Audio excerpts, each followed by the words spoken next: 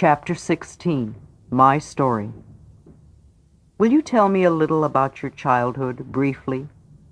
This is a question I've asked so many clients. It is not that I need to hear all the details. If they have problems now, the patterns that created them began a long time ago.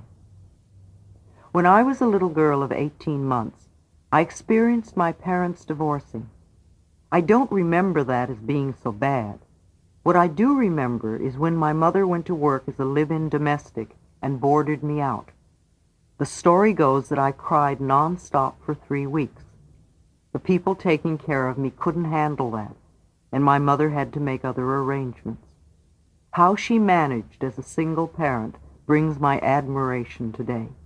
Then, however, all I knew and cared about was that I was not getting all the loving attention I once had.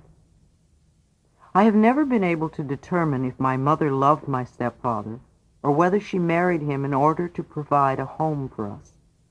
This man had been brought up in Europe in a heavy Germanic home with much brutality, and he had never learned any other way to manage a family. My mother became pregnant with my sister, and then the 1930s depression descended upon us, and we found ourselves stuck in a home of violence. I was 5 years old. To add to the scenario, it was just about this time that a neighbor, an old wino as I remember, raped me. The doctor's examination is still vivid in my mind, as was the court case in which I was the star witness. The man was sentenced to 15 years in prison. I was told repeatedly, "It was your fault," and I spent many years fearing that when he was released, he would come and get me for being so terrible as to put him in jail. Most of my childhood was spent enduring both physical and sexual abuse, with a lot of hard labor thrown in. My self-image became lower and lower, and few things seemed to go right for me. I began to express this pattern in the outside world. There was an incident in the 4th grade that was so typical of what my life was like. We were having a party in school one day, and there were several cakes to share. Most of the children in this school, except for me, were from comfortable middle-class families. I was poorly dressed, with a funny bowl haircut, high-top black shoes, and I smelled from the raw garlic I had to eat every day to keep the worms away. We never had cake. We couldn't afford it.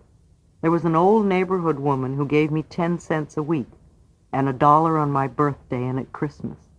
The 10 cents went into the family budget, and the $1 bought my underwear for the year at the dime store. So this day we were having a party at school, and there was so much cake that as they were cutting it, some of the kids who could have cake almost every day were getting 2 and 3 pieces. When the teacher finally got around to me, and of course I was last, there was no cake left, not 1 piece. I can see clearly now that it was my already confirmed belief that I was worthless and did not deserve anything that put me at the end of the line with no cake. It was my pattern. They were only being a mirror for my beliefs. When I was 15, I could not take the sexual abuse any longer, and I ran away from home and from school. The job I found as a waitress in a diner seemed so much easier than the heavy yard work I had to do at home. Being starved for love and affection, and having the lowest of self-esteem, I willingly gave my body to whoever was kind to me, and just after my 16th birthday, I gave birth to a baby girl. I felt it was impossible to keep her. However, I was able to find her a good, loving home. I found a childless couple who longed for a baby, and I lived in their home for the last 4 months, and when I went to the hospital, I had the child in their name. Under such circumstances, I never experienced the joys of motherhood, only the loss and the guilt and shame. Then it was only a shameful time to get over with as soon as possible. I only remember her big toes, which were unusual like mine. If we ever do meet, I will know for sure if I see her toes. I left when the child was 5 days old. I immediately went back home and said to my mother, who had continued to be a victim, "Come on, you don't have to take this any longer. I'm getting you out of here." And she came with me, leaving my 10-year-old sister, who had always been Daddy's darling, to stay with her father.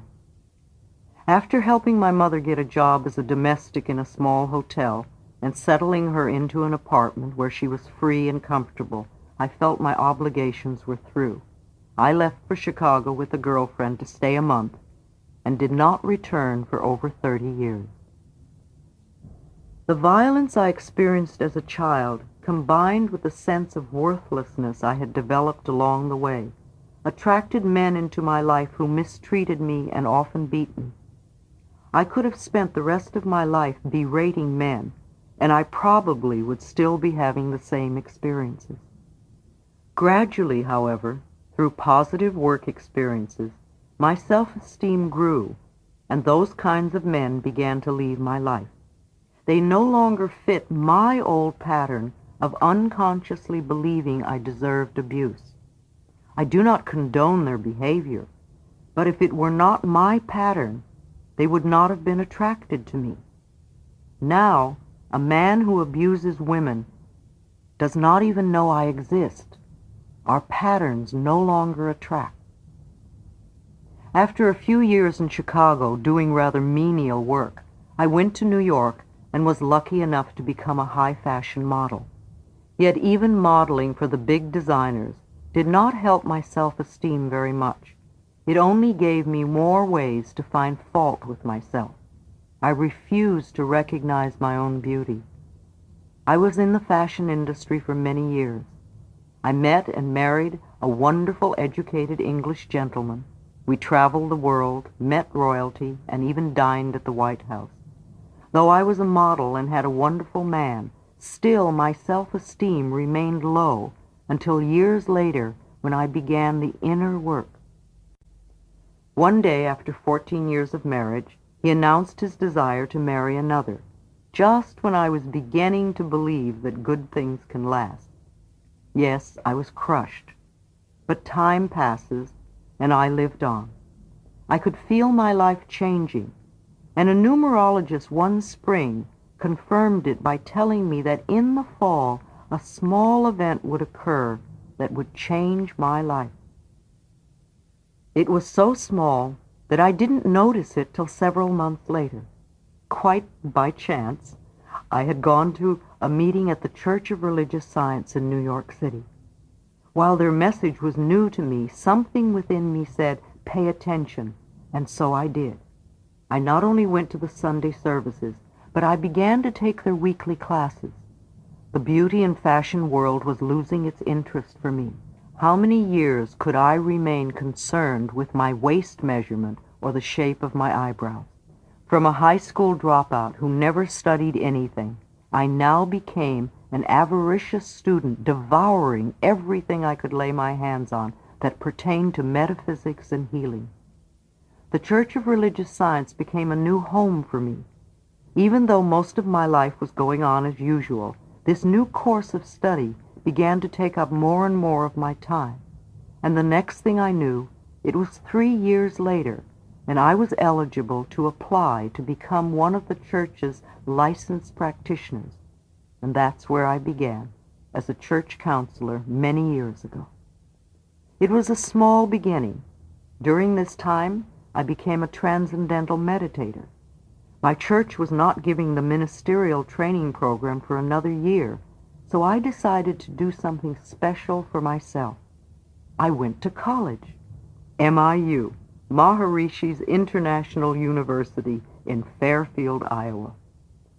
It was the perfect place for me at that time. In the freshman year, every Monday morning we began a new subject, things I had only heard of, such as biology and chemistry, even the theory of relativity. And every Saturday morning there was a test, Sunday was free, and Monday morning we began anew. There were none of the distractions so typical of my life in New York City. After dinner we all went to our rooms to study. I was the oldest kid on campus and loved every moment of it. No smoking, drinking, or drugs were allowed, and we meditated 4 times a day. The day I left, I thought I would collapse from the cigarette smoke in the airport. Back in New York, I resumed my life. I took the ministerial training program. I became very active in the church and in its social activities. I began speaking at their noon meetings and seeing clients, and this quickly blossomed into a full-time career. Out of the work I was doing, I was inspired to put together the little book, Heal Your Body, which began as a simple list of metaphysical causations for physical illnesses in the body. I began to lecture and travel and hold small classes. Then one day, I was diagnosed as having cancer. With my background of being raped at 5 and having been a battered child, it was no wonder I manifested cancer in the vaginal area.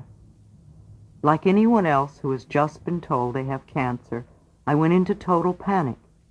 Yet because of all my work with clients, I knew that mental healing worked, and here I was being given a chance to prove it to myself.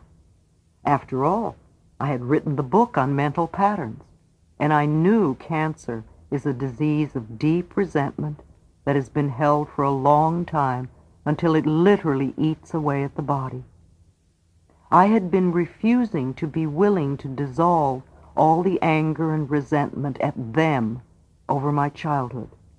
There was no time to waste. I had a lot of work to do. The word incurable, which is so frightening to so many people, means to me that this particular condition cannot be cured by any outer means, and that we must go within to find the cure. If I had an operation to get rid of the cancer and did not clear the mental pattern that created it, then the doctors would just keep cutting Louise until there was no more Louise to cut. And I didn't like that idea. If I had the operation to remove the cancerous growth and also cleared the mental pattern that was causing the cancer, then it would not return. If cancer or any other illness returns, I do not believe it is because the doctors did not get it all out, but rather that the patient has made no mental changes. They just recreate the same illness, perhaps in a different part of the body. I also believe that if I could clear the mental pattern that created this cancer, then I would not even need the operation. So I bargained for time, and the doctors grudgingly gave me 3 months when I said I did not have the money. I immediately took responsibility for my own healing. I read and investigated everything I could find on alternative ways to assist my healing process. I went to several health food stores and bought every book they had on the subject of cancer. I went to the library and did more reading. I checked out foot reflexology and colon therapy and thought they would both be beneficial to me. I seemed to be led to exactly the right people. After reading about foot reflexology, I wanted to find a practitioner. I attended a lecture, and while I usually sit in the front row, this night I was compelled to sit in the back. Within a minute, a man came and sat beside me, and guess what? He was a foot reflexologist. We met 3 times a week for 2 months, and it was a great help. I also knew I had to love myself a great deal more. There was little love expressed in my childhood, and no one had made it okay for me to feel good about myself. I had adopted their attitudes of continually picking on and criticizing me, which became second nature. I came to the realization through my work with the church that it was okay and even essential for me to love and approve of myself. Yet I kept putting it off, rather like the diet you will always start tomorrow. But I could no longer put it off. At first it was very difficult for me to do things like stand in front of the mirror and say, "Louise, I love you. I really love you." However, as I persisted, I found that several situations came up in my life where in the past I would have berated myself, and now, because of the mirror exercise and other work, I was not doing so. I was making some progress. I knew I had to clear the patterns of resentment I'd been holding since childhood. It was imperative for me to let go of the blame. Yes, I had had a very difficult childhood with lots of abuse, mental, physical, and sexual. But that was many years ago, and it was no excuse for the way I was treating myself now. I was literally eating my body with cancerous growth because I had not forgiven. It was time for me to go beyond the incidents themselves and to begin to understand what types of experiences could have created people who would treat a child that way. With the help of a good therapist, I expressed all the old bottled-up anger by beating pillows and howling with rage. This made me feel cleaner. Then I began to piece together the scraps of stories my parents had told me of their own childhood. I started to see a larger picture of their lives. With my growing understanding, and from an adult viewpoint, I began to have compassion for their pain, and the blame slowly began to dissolve. In addition, I hunted for a good nutritionist to help me cleanse and detoxify my body from all the junky foods I had eaten over the years. I learned that junky foods accumulate and create a toxic body. Junky thoughts accumulate and create toxic conditions in the mind. I was given a very strict diet with lots of green vegetables and not much else. I even had colonics 3 times a week for the first month. I did not have an operation, nor did I have radiation or chemotherapy. However, as a result of all the thorough mental and physical cleansing, 6 months after my diagnosis, I was able to get the medical profession to agree with what I already knew, that I no longer had even a trace of cancer. Now, I knew from personal experience that disease can be healed if we are willing to change the way we think and believe and act. Sometimes, what seems to be a big tragedy turns out to become the greatest good in our lives. I learned so much from that experience, and I came to value life in a new way. I began to look at what was really important to me, and I made a decision finally to leave the treeless city of New York and its extreme weather. Some of my clients insisted they would die if I left them, and I assured them I would be back twice a year to check on their progress, and telephones can reach everywhere.